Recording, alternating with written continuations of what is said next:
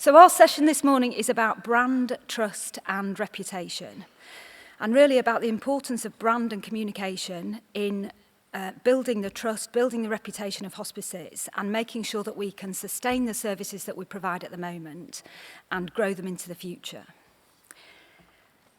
So we've got three speakers. Sarah West, who is Director of Campaigns and Communication at Hospice UK. Sarah's been with Hospice UK for the last 4.5 months and was previously with Plan International UK, which is a children's charity. The next speaker is Tony Collins, who is Chief Executive of Herriot District Hospice Care and also Chair of the Hospice UK Advisory Council.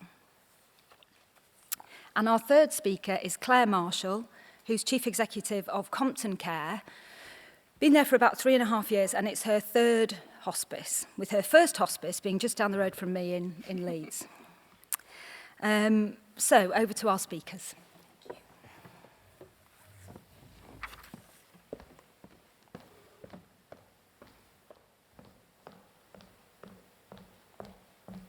Gosh, that's a walk and a half, I tell you. Okay. Good morning, ladies and gentlemen, and welcome to this session.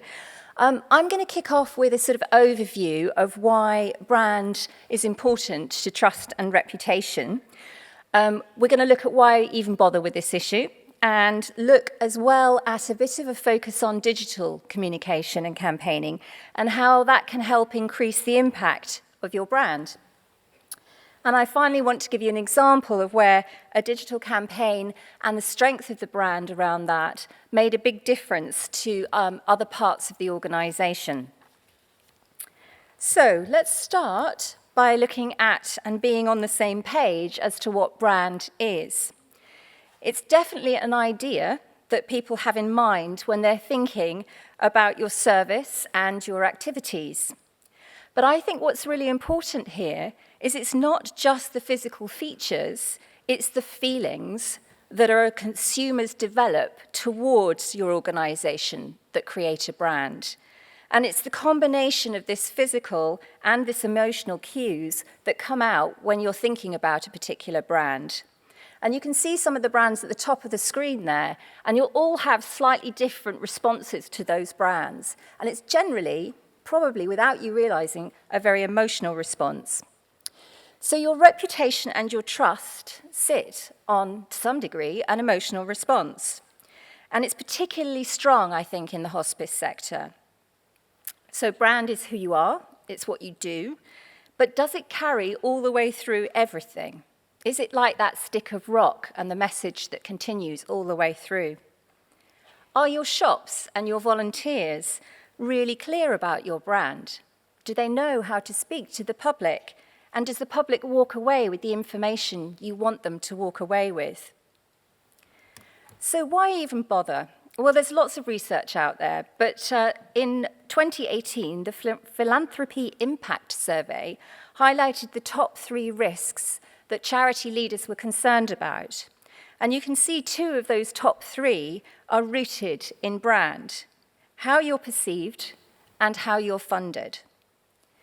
The second area that I think is of concern for us and that we need to really seriously be thinking about is this issue of trust. The wide sector has faced real challenges in the last 8-9 years or so, and that has impacted all of us. And the word charity is not perceived in the same way, I don't think, any longer in this country. I was particularly disappointed to read the Donating Trends report in 2019 that said that trust in charities to spend wisely has continued to decline. So these are things that we should be mindful of when thinking about our brand. So why is brand important? Well, you can see up there the list of challenges that we're facing, and that's just the surface of them. The world obviously has dramatically changed in the last 50 years, and the hospice movement was set up. It was all about getting that hospice building in your local area and people rallying around and funding for that. And I think that still exists today, but what I know for sure is we simply can't rely on the buildings and the way that we have operated as we did 50 years ago. I hear hospices regularly say to me, even in the short time that I've been with Hospice UK, that people don't understand what you do. They're not clear. But I would say that's a decision your business is taking. You can't change this unless you increase your organisational investment in brand and in communications. And that's hard, I know, because we are cash-strapped. But your reputation relies on you having a positive, strong brand that make people want to trust you and raise money for you. And it also helps you retain staff and attract talent. So for me, brand is vital. It's not an added extra. And brand and communications allows you to maintain your service. And if you get it right, I believe it can help you grow your fundraising. And there's a really good reason why some of these huge brands invest so much money in their brand and reputation. And if only we had that sort of money, that would be marvelous, but we don't. So, moving on, thinking about the brand community contract, as I call it. So if our objective is to attract and retain loyal supporters by delivering a service that's always aligned with the brand promise and your values are consistent, you need to plan for that and be prepared for it. Now, hospices tend to have a strong bond with the community, and the relationship is generally very positive, which I, in having worked in different sectors, have found to be quite unusual. Now, many people who've lost loved ones at the hospice will associate it with their memories, and they become emotionally attached. They've got expectations, and they want to see certain things. So when you go around changing something, then that's going to conflict with their view and create an emotional response. So do you know what your community really thinks about you and what you want to be communicating? And does that align with what the public understands of you? If not, then it's going to become really difficult when you've got hard business decisions to take, and that might be closing down some beds in the inpatient unit or having to make staff redundant because of rising costs. Those sorts of things will make people feel like their trust has been betrayed, and that can kind of cause a real issue with the relationship that you have with your community and a negative impact for your reputation. St Margaret's Hospice this year down in the West Country faced enormous community hostility when they had to make business changes. You need to consult and to take your community and your staff and your volunteers with you, and many of you will already know that and have done that. But if you don't, you risk alienating the very people who are keeping us afloat and funding us. And these are fast-changing times, right? So it's vital that we have brand in mind as something that's solid and consistent for people to be able to hold on to as we see things changing so fast around us. And that means your communications needs to be integrated across your organization. We know that increasing the number of consumers that can recall your brand identity is integral to the success of your business. So, for those of you that are marketing experts, you'll recognize this graphic. As the funnel illustrates, it's key that your communication strategy targets and engages as wider audience as possible at the top there, because it only gets smaller towards conversion. So not all people, of course, are going to engage with you and become a supporter. However, the more potential supporters we can bring into the top of that funnel through our activity, the more people the fundraisers will have to convert to support the growth in funding. And without your audience knowing who you are or what you stand for or being confused about that, you're going to struggle to fill the top of that funnel. And we also need evidence to show what levels of awareness there are in the community, how you are perceived and your reputation. Otherwise, it's not targeting as effectively and as efficiently as you could be. So how does communication strengthen your brand? Well, communicators tend to be very good at telling stories that have that emotional pull, and that's absolutely critical to fundraising and to policy. And they're very good at showing impact, so they can distill down information, not your outputs, but what difference you've made. And this is key to ensure that your audience is able to understand that. So turning those formats into things that people can relate to is really important. We need to act on insight as well and on evidence. I'm a real key fan of that because very often our own perception is not necessarily the truth or what we could see as the truth. And personalising communication these days is vital as well. We can no longer get away, unfortunately, with just a blanket mailing that says the same thing to everybody. Our audiences have become too sophisticated, I think, for that. So we need to act on that audience insight, and that's how you can develop your brand and your communication strategy. And hopefully it can lead you to better financial times. Now, I mentioned earlier that I was going to talk a little bit about digital. So bear with me, because I'm a huge fan of what digital is opening up for us as a charity. It's incredibly cost effective. It has a great return on investment. And if you know how to do it and do it well, you can really reach new audiences and really have a sense of being able to engage those audiences. Again, we don't just broadcast anymore. We don't just tell people what they want to know. They want to become engaged with your brand. They want to feel like they're part of the solution to the challenges that you are facing. But what concerned me is looking at a study in 2017 by Lloyds Bank. 50% of charity leaders lack the confidence in introducing digital change. So we need to think about how we do that well and how we can integrate communications across the business so that we can harness digital. So it's all very well talking about that in theory, so how do you do that in practice? Well, I have done it by using social media, and you can use social media to create your awareness and drive people to the site. And thank you all for using your social media channels, because we were trending on Twitter yesterday, so you must have been very busy. Thank you. And then using digital campaigns to create a degree of intent. It's the website where you take your visitors to that you can find you'll be able to convert them. Now, you're not going to convert them the first time, the second time, maybe even the third time. But hopefully, over a period of time, if your brand is strong enough and your message is compelling, then you can start to see some change. And these channels are really important to keeping your supporters loyal, engaged, and really importantly, retained. And I want to give you just a quick case study from the last organisation I worked with at Plan International. We wanted to reposition our communications so that digital was right at the heart of our strategy.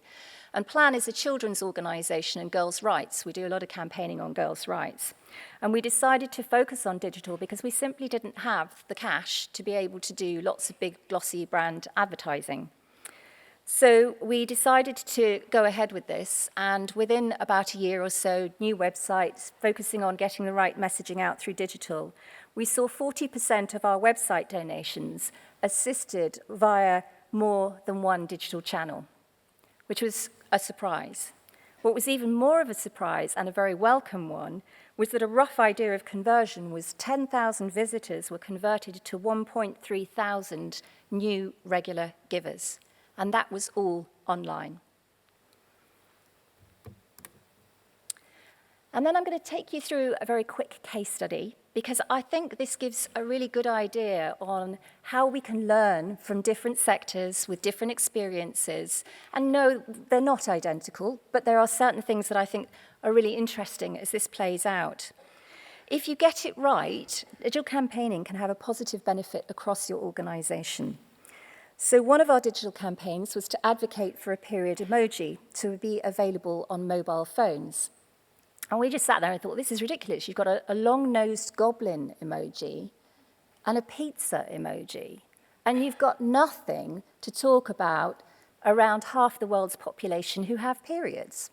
That just didn't seem right, fair, balanced, or equitable. So we thought, right, okay, well, we'll do something about this. And it was all part, and I should emphasize this, of an integrated campaign. So we were doing work on destigmatizing periods to make it easier for girls and women. And we were using our policy, advocacy, fundraising, and our services to really get that message across. For the digital side of things, the campaign garnered 54,600 people who voted for a period emoji. And after much persistence, long story, won't go into it, Unicode, that's the body that agrees emojis, finally said, yeah, all right, you can have a blood drop. So we got our period emoji. And you can see the sort of levels of media coverage this generated, and that was just in 1 week, and it went literally global, even though we were pushing it out from the UK. But what I think is really exciting is how much that benefited the business. So our brand awareness as Plan International UK increased from 25% to 32% in just 9 months, which I have to say I would never have believed if you'd asked me. We secured over £4 million in new funding, and we had a retail partnership opportunity that enabled us to give us national and global brand advertising. Again, something we could never have afforded because they loved the work that we were doing. And we were nominated for various awards, and that bit is key, I think, in helping to attract talent into your organisation and keep skilled staff motivated and wanting to stay with you. And our lobbying and our policy and advocacy work, it meant that the UK government task force was set up, headed by the Minister, to end period poverty in the UK. And we were involved with running that. So that's just one example of where it worked. And you can ask and say, okay, so how do I get this brand evidence that some of you in the audience may not know? So we have things called brand trackers that you can go out and you can purchase, and that will give you a sense of your trend over time, what your audience thinks and knows about you. You can use audience surveys. So if you haven't got the money, you can do SurveyMonkey, or you can email out your supporters, or perhaps do telephone calls. And website traffic is a really good indicator of how your volume and the trends of that are moving over time.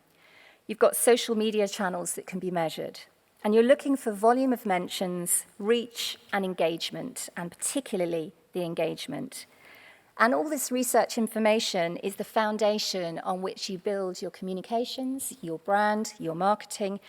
And the more people that know what you do, the more they support you and your fundraising benefits. So in my view, it shouldn't be an either-or option. It works together and hopefully in harmony. So I hope I haven't done that to you this morning, but don't assume what your brand and your reputation is, would be my take home. And make sure that we take our stakeholders with us, or when times get really tough, and we've seen that in the last year, it's more likely you will risk reputational damage. For those of you who are interested to know more, I'd recommend the Charity Comms website and the Third Sector website. So if you are senior and new to brand and don't know much about it, they're both really good sources of information. And of course, I'm around for the rest of the week and delighted to have a coffee or a chat if there are any questions anybody wants to ask later. Thank you.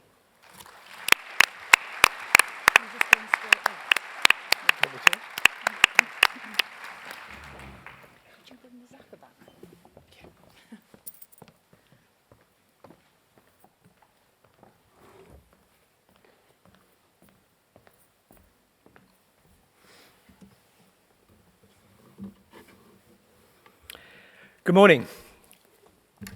As it says on the slide, my name is Tony Collins and I'm the Chief Executive of Harrogate District Hospice Care.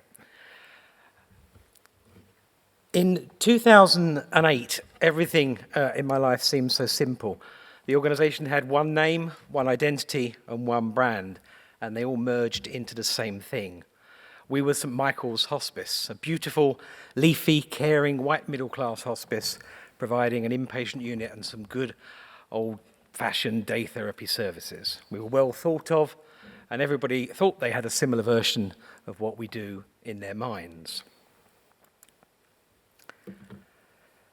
In 2009, we confused the issue a little with the deliberate introduction of a new brand. Deliberate because it was entirely different what we were trying to do and seeking and reaching a different audience. Just Be. It was a brand introducing an extensive bereavement service for children, young people, and adults. Much of its identity was similar, but there were some big differences. Just Be was hardly ever connected with St Michael's. It was more modern. It was young, almost anti-establishment. It was exciting and different. Once again, everybody had a similar version of what they thought we did. In 2010, we added a third. we took over a small local charity called Talking Spaces.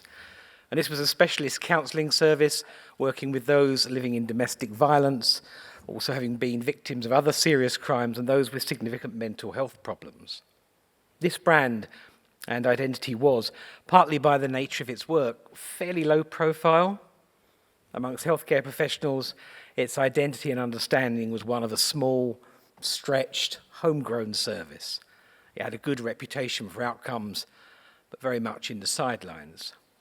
And internally, with our staff and volunteers, there was, and probably still is, some confusion around what Talking Spaces is and where it fits and what it means. During the next 8 to 9 years, the three brands evolved and developed. Now, we view brand as that which identifies and gives identity to the organisation. Our brand is what defines us, what drives us, and what causes response. And to that end, we see the names and the logos simply as symptoms of brand identity, or maybe better put, as finishing touches. They fall out of or are an outcome of our brand, but they are not the driver. And we very much adopt a brand evolution strategy.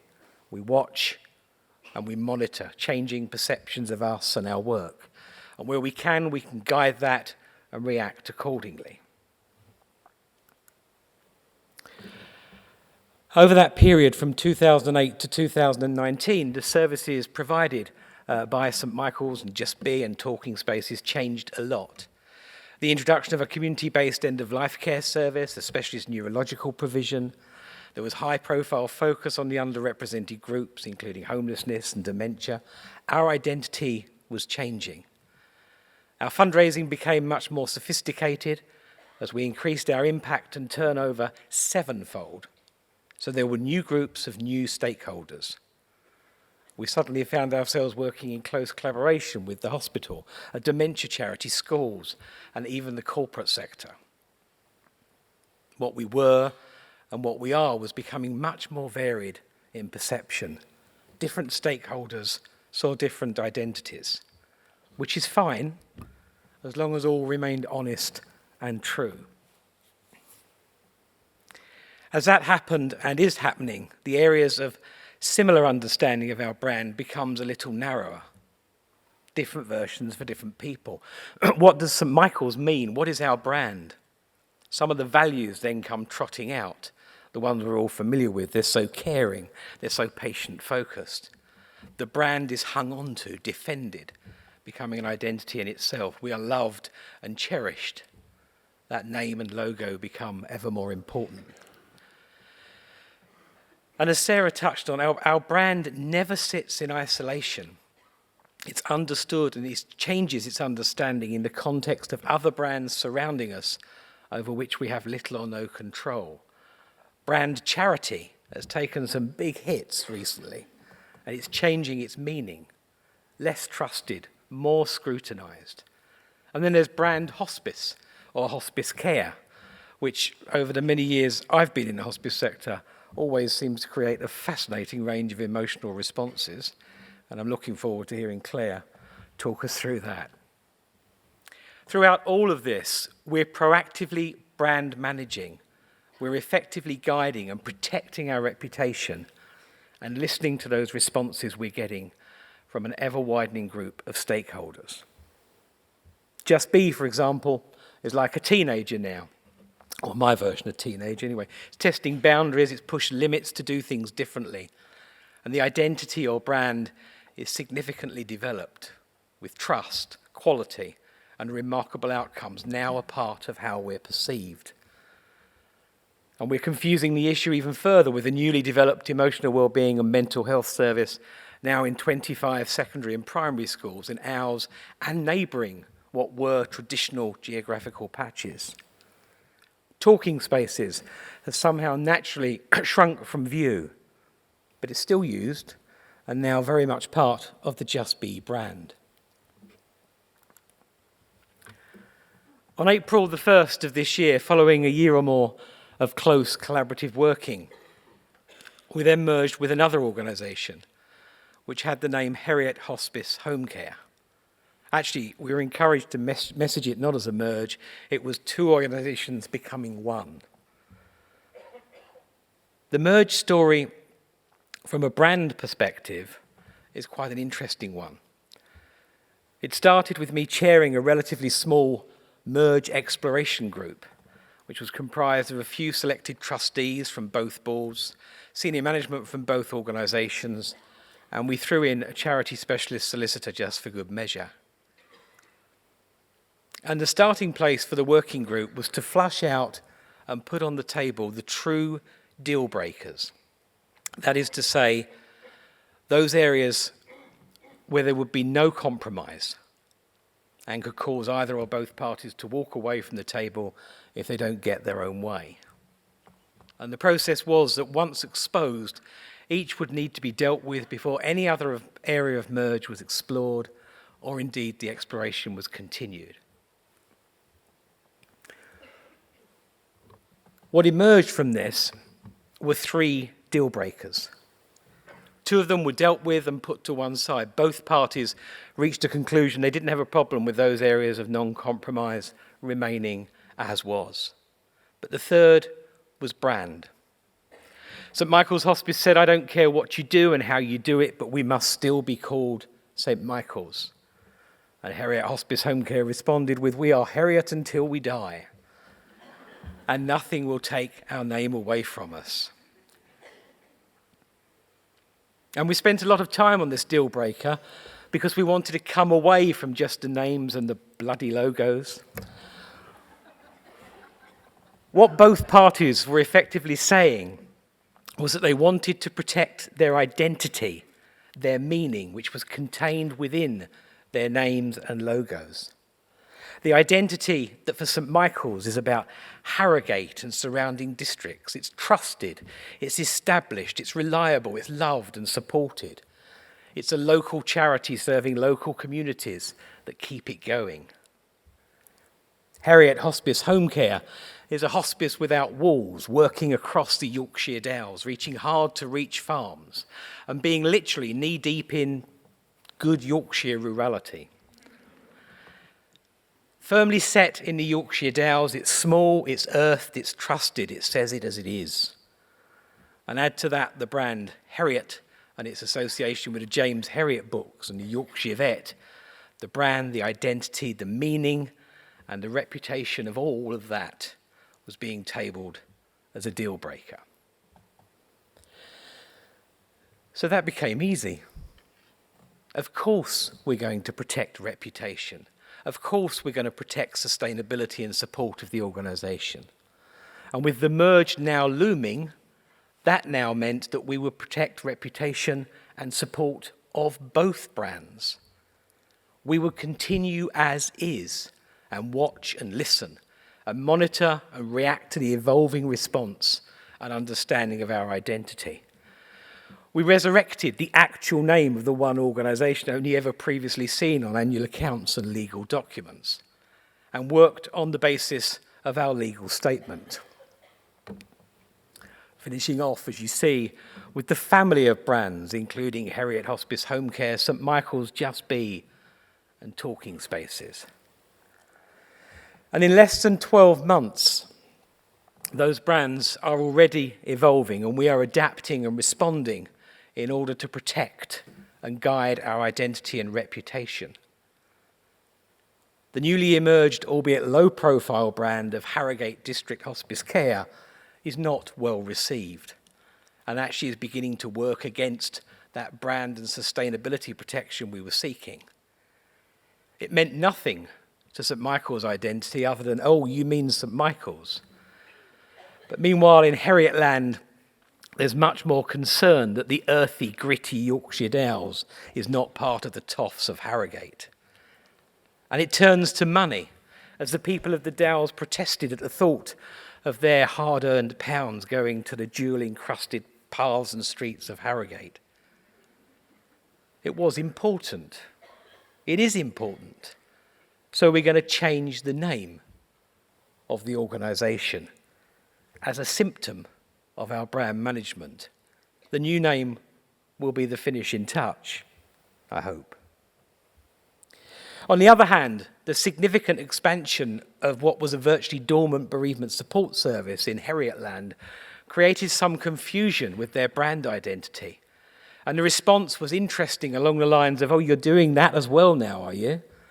As long as it doesn't stop you doing your real work. And as the Herriot bereavement service progressed and developed with the introduction of support for children and young people for the very first time, working in and alongside schools, as all of this progressed, the language and the response we were monitoring and listening to was all round just be. That was the name being used. And staff and volunteers crossed borders as if they weren't there, which actually they're not.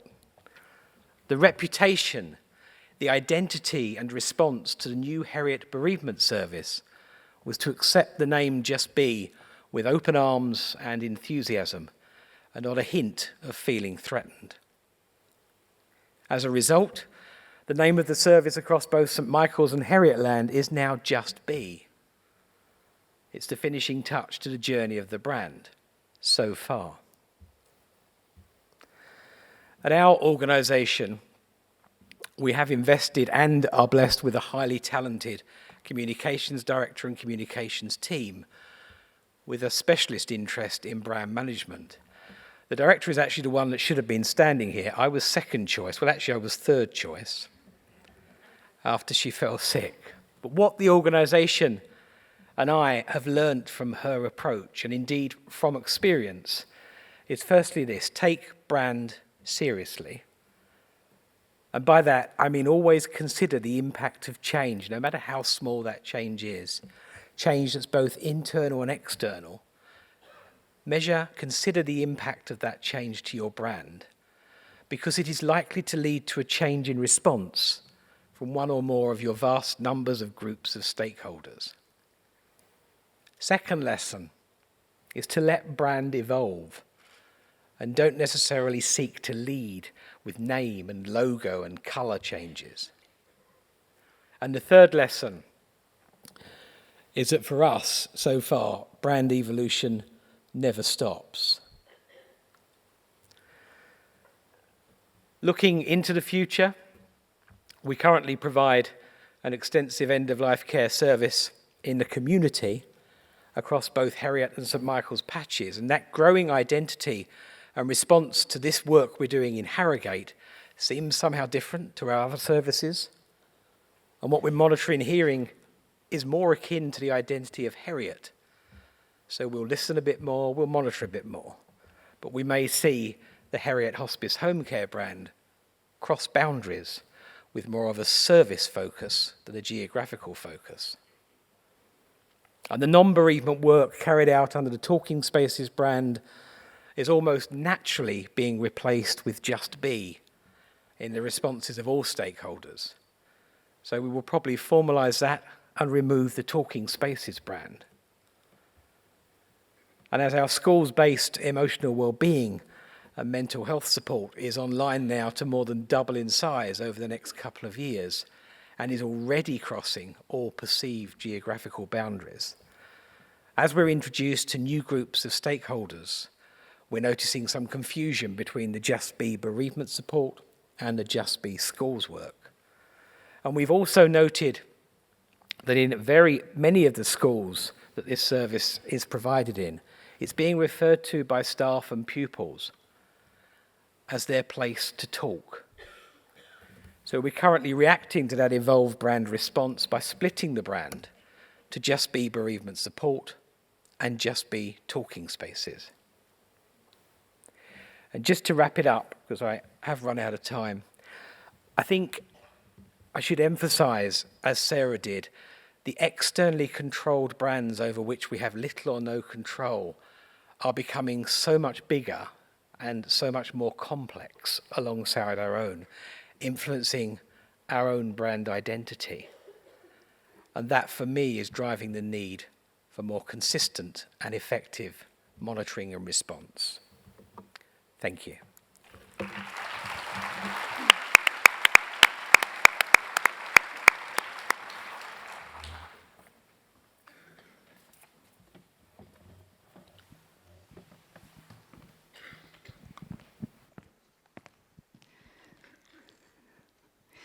Good morning, I'm Claire Marshall. I'm the CEO of Compton Care. I just want to talk to you this morning about the brand journey that Compton Care has been on over the last 2 years. This is Compton Hospice. This was the many faces of Compton Hospice 3.5 years ago when I took over as CEO. This wasn't like the brand that you've just seen, a collection of new organisations. This was just one organisation. So you can see here the yellow, that might have been used for income generation.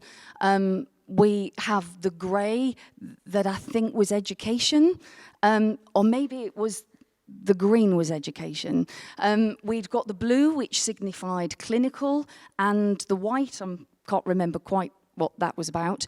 And so we'd got the bereavement brand, which was the journey, orange, identity. Our day therapies was called the Woods Centre. And there was a very deliberate action to avoid the word hospice with our lymphedema service, because it was understood that a proportion of our lymphedema patients did not have a terminal prognosis. So the word hospice was very deliberately removed from that, and it was called the Wolverhampton Lymphedema Service. So again, not entirely accurate, because Compton serves, yes, Wolverhampton, but quite a significant proportion of the Black Country as well. But this just gave a flavour of confusion, really, in terms of what Compton actually does, what services it offers. And I think this wasn't the entirety of the brand identities at that time. I think there were 11. So it gives you a flavour of what I inherited on entering the organisation and looking at its brand and what it meant. So what did we do? We did a huge perception study. This was conducted by an external agency to make sure it was unbiased, and it involved patients and families, as you would expect, staff and volunteers, of course, but we also involved referrers, commissioners. I think there was a local MP involved, our supporters, of course, and a range of health and social care partners to really understood what did people think about Compton Hospice, what was their view about what we actually did. So people were very strong in their feedback. They didn't mess about. They didn't hold back. They said what they thought. And these were in one-to-one interviews as well as group sessions. So people really said what they thought. So the negative feedback was, well, it's very old-fashioned. It needs modernisation. There was very much a confusion about what the service offer actually was, what the intention of the organisation, what it was trying to achieve. People felt that Compton needed to be more responsive, and also commissioners felt that we needed to coordinate care better as well and really step into the breach for patients falling in between services at various points. They felt we needed better access and systems, that some parts of our population weren't accessing services for various reasons. And the other thing that came through, this constant thread, and I'm sure you're all absolutely familiar with this, is this fear and misconception about what hospice actually is. And this thread came from patients, but it also came from clinicians. So, as Kerry said, I'm on my 3rd hospice, and I've heard that over the last 25 years of people being very fearful of accessing services, of what they think it might be, and that it might be about the end of their life. So that thread came through very strongly as well. The positive side was that we were considered a local institution. We're part of Wolverhampton, so absolutely wonderful feedback. And that we provide compassionate, safe care to our patients and their families. We're seen as serving our local community and being part of that community, and we're known locally as Compton. So just one word. So as Madonna will tell you, or any other celebrity or any other brand, being known as one word is quite an achievement because there's a familiarity about it. So that's fantastic. But the other thing that people said was, when we think of Compton, we think of yellow. you are yellow. So the fact that we have 30 shops probably enhances that, because the predominant part of the former brand was yellow. So people, despite all of those different colourways, were yellow. So we knew we had to keep that in whatever we were going to do. So this perception study prompted a radical transformation of the organisation. It was much more in-depth, obviously, than I've highlighted there. So a huge amount of work and real root and branch change in the organisation. And the feedback created our brand. So by our brand, I mean our vision, our mission, our values, a new 3-year strategy, and a new corporate identity. I won't disguise, we had huge dilemmas over what the corporate identity or the logo, whatever you want to call it, would be. Huge dilemmas, because there were issues in there that we wanted to tackle. And we were back and forth with the agency, we were back and forth internally. We did another small study, a diversity check as well. We're part of one of the most diverse populations in the UK. So we had some focus groups on that, and we were really indecisive. And what really came to the fore is we need to talk to patients. We've got a perception study, we've created all of this, the brand, the vision and the mission, but in the corporate identity, let's go back to patients and see what they think. So this is what patients said. We asked them, what do you think of Compton? What do you think of with the word Compton? And they said safety and friendship, professionalism, the happy club. Isn't that gorgeous? The happy club, the best of care, helpful, knowledgeable, supportive, compassionate family. All good so far. And then we said, what do you think of when you think of the word hospice? And that's when it wasn't quite so attractive. It's not a nice word. Death house got said a lot, which is unfortunate. One lady said this, it made me wonder, am I more ill than I thought? I know a lot of clinicians hear this often when people are admitted to our services, is someone not telling me something? So a lot of threads were in the original research along those lines. We got a lot of God's waiting room in this part of the research. And we also got more direct feedback, like, it's a shame you can't get rid of the word hospice. And a lot of somewhere you go when it's the end. And this one particular gentleman said this, is you know what they say about Compton Hospice, when you go in, you don't come out. Left us feeling rather deflated and concerned. And also, it was interesting to hear some of the workarounds that our referrers use. And this was the first time we'd heard this, which was, my GP said he was referring me to the Compton nurses, which I rather like, but I think it's a bit of a rip-off of the Macmillan brand. But a lot of the themes were around somewhere you go when it's the end. So I think we've heard this a lot over the years, but it was quite difficult being confronted with this, to be honest. So we then got very, very direct, and we said, so what are we going to do about it? And they said, change it. Remove the word hospice. We then asked, what would you like to change it to? The responses were varied and some, frankly, inappropriate, but some very, very constructive. And there were several people who came up with the same name. And we finally found some courage to make a change. I'm not advocating that anyone else does it. It was a really difficult journey, and it's a challenging journey as we move forward. But we decided to make a change, and it's a bold one, and it's a commercial one, and we're still on that journey now. So the change is to this. We are Compton Care.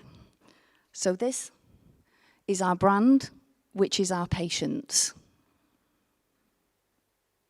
This is Jean, who launched our new brand and was on roadside posters, the social media, pretty much everything. And this is how we use it. We talk about life with an incurable condition, and about the fact that life doesn't have to be limiting. So these are all patients. We don't use any stock images, and as you can see, they're right up front and centre, straight down the barrel of the camera, and chatting away with our interviewees. And these are all posters, our brochures. You can see here where it's stark and image-free, but that's what we've chosen to do. We use images throughout our brand, and this is obviously a flavour of what we use with our staff too. So again, very face onto the camera. It's part of our brand makeup of seeing that Compton is a group of people who care for another group of people. So what are our brand principles? What we say is that we care for people with complex and incurable conditions. It isn't a strapline, that's simply what we say. The strapline we do have, which is making every day extraordinary, actually again came from our patients, because they said that what we do is extraordinary, but it's about the everyday. We don't use the word hospice at all to describe any of our services or anything we do. We have removed that completely. Contentious, I know, but we've made a brand choice and we're sticking to it. We don't use images of buildings. We had a real issue with that kept coming through the perception study. 70% of our care is in the community, and that really wasn't getting traction, despite how often we mentioned it, despite how often we used patient case studies, it wasn't working. So we are very clear about the fact that Compton is not just a building. So we don't use images of buildings or particularly refer to it. It's a type of care as opposed to a place of care. And this here, sorry, the PowerPoint's gone a bit strange here. Our messaging is not just about providing a good death, it is about providing a good life. We don't make many references to death and dying. We find constantly our supporters do that for us, because when they're praising our services, as they do all of yours, they often talk about when you cared for my father at the end of his life. You know, those experiences are coming through constantly, and they're part of the brand too. It's unapologetically contemporary, and as you can see, our patients are our brand. They're up front and centre in all of the imaging, all the messaging, all of the quotes, and we try to keep the sort of the other elements to a minimum. So again, more images of our patients. So what's been the reaction? Because it's quite strong. Bizarrely, partners have been keener to work with us than ever before. We've had some partners who've said, you're less about death now, so we'd like to work with you. That's interesting, and it was something we weren't expecting. But that's definitely been the reaction from a couple of partners, that we're broader, we're seen broader and more commercial. As yet, and this is one I've been contacted by CEOs and marketeers from across the country, and even had a visit from a hospice in Canada who came over specifically to talk to us about our brand because they were thinking of a similar change. But I've been contacted by at least 50 hospices across the country who've been saying they've been considering the same thing of not using the word hospice and having real anxiety as we did about it. And one of the big questions is always what has been the impact on income generation. I have to say there's been no discernible impact, but I've put a little caveat on there because the thing is Compton has been in complete and utter transformation for the last couple of years, and that includes the income generation department being radically modernised, looking at new income streams, so it's actually quite difficult to tell. So I will caveat that, where if it had been unchanging, we would have a greater barometer of how the brand performs from an income generation standpoint. But what there certainly hasn't been is an income dip off the back of the rebrand. There was no reaction in that first 6 months. Volunteers do struggle with it. Obviously, you know, we've got one volunteer who's volunteered for Compton for the entirety of its existence for 37 years. So making such a big change, we know volunteers do struggle with rebrands generally and seeing it as a logo and unnecessary expenditure. But actually removing the word hospice is pretty contentious for volunteers. So it does require a lot of communication and understanding, and particularly in our case, it came from patients. But it does start conversations with health and social care partners because they're intrigued. And they're intrigued as what does it mean now for our services and what differences we're going to make to patients' lives and their families. So what do patients think? Because this was all about them. And they drove it. They gave us courage to make those changes. And have we considered whether that was the right decision since then? Absolutely. And there have been many moments where we've thought, oh, have we done the right thing? And then we talk to patients, and then it keeps us going, it keeps us pushing through, and with this new version of palliative care. So the patients love the name, and families love the name. Some people still think it sounds a bit commercial and possibly a little bit like a care home. We take that on board, but a patient suggested the name, one of our patrons suggested the name, I think I did as well, if I'm honest. So quite a number of people came up with it, but patients actually love it. We did consider Compton Cares as well, but we stuck with Compton Care. But the patient response is fantastic. I did press that then, but it's not moved. That's it. So learning. The learning and questions around this, it's been huge. It's been a huge journey, and like I say, it continues. But the big thing that I would say is to really talk to patients directly about the brand. There were some threads that came through in our original perception research, but really getting specific about it, particularly about dispelling myths about the service. A big part of our strategy is about increasing access to Compton's services. And we had repeatedly the same experiences that you've had, where people are not accessing services early enough because they think it's about end-of-life care. And we were having the same experiences with referrers of thinking that we simply do terminal care. So, but talking to patients about the brand and the changes really helps because it solidifies whether we're making the right decision. I would recommend speaking to every single one of your volunteers, which if you've got 900 like we have is a bit of a challenge, but that real face-to-face and talking it through is really important. I would suggest engaging the media early in this process. We had a couple of challenges, shall we say, with a local newspaper where they could tell from staff rumblings that there was something exciting about to happen, and were very anti-change initially, so really getting them on board about why you're doing it quite early on before that they do an expose, before you're quite ready to, and have actually not yet made the decision to make the change in our case. I'd say about preparing the ground for expenditure several years ahead. We did a lot of things, we held a lot of things back, like our website or our site signage that we had wanted to change for years, but we held them back for the rebrand so that we weren't doing things, twice in 2 years, which of course is, it's not good financially, but also it doesn't put the image of rebranding across very positively.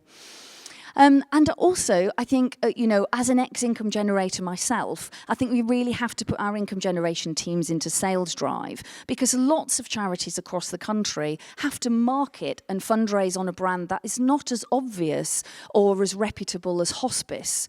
So it's really about getting into that frame of whatever the reaction is, we've still got to sell it.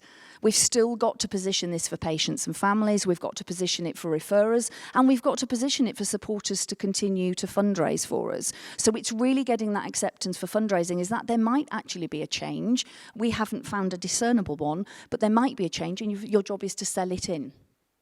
And as I've already mentioned, it's quite interesting the approach we've taken, which we don't do. It's not that we don't talk about death and dying, it's that our brand is about the life that we can give patients on their journey. And we find families and patients themselves talk about death and dying themselves. So as the component part of our brand and communication, they sort of cover that off for us. So that's very different to some of the approach that we've taken before. It's very different to some of the approach that some of you take, but that is the decision that we've made, and it means that we don't participate in campaigns that are purely about hospice or purely about death. So again, quite a contentious decision, but we feel our brand position is about looking at those last years of life, and as I said, about managing long-term and complex conditions. Thank you.